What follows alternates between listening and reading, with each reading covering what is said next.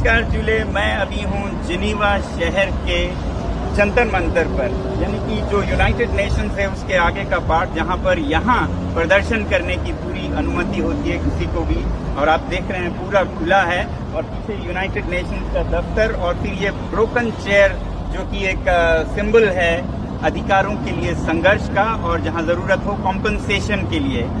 तो आपको याद होगा पिछले शनिवार मैंने कहा था कि मैं स्विट्जरलैंड से जब वापस आऊंगा तो आप लोगों से मिलूंगा और हम देखेंगे कि हमारी मांगे पूरी होती हैं कि नहीं। मांगे दो थी, एक तो जो सीजेपी के द्वारा शिक्षा के बारे में मांगे कर रहे हैं, जवाबदेही के बारे में। आपको याद होगा कि मेरे दिल के करीब दो मुद्दे हैं, शिक्षा और पर्यावरण।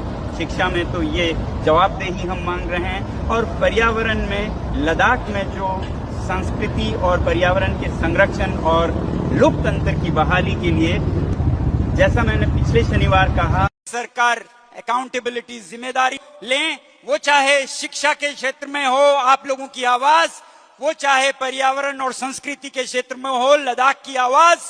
अगर ऐसा कोई अकाउंटेबिलिटी नहीं लेते हैं तो मैं ये कहूंगा कि आने वाले हफ्ते में मैं खुद आप लोगों के साथ अनशन पर बैठूंगा यहीं पर। दोनों मुद्दों में से एक पर भी कोई जवाबदेही नहीं दिखाई जाती है तो शनिवार खत्म होते रविवार से मैं अनशन पे जाऊंगा। इनमें से एक पर भी मानी जाती है, जवाबदेही ली जाती है तो फिर मुझे अनशन नहीं करना पड़ेगा। कम से कम एक मुद्दे को सुलझाया जाए। और इसी के साथ मैं आप सभी से जिनीवा के जंतर मंतर से संवेदना जताते हुए विदा होता हूँ। जल्द ही रविवार को आप लोगों से मिलूंगा। जय हिंद।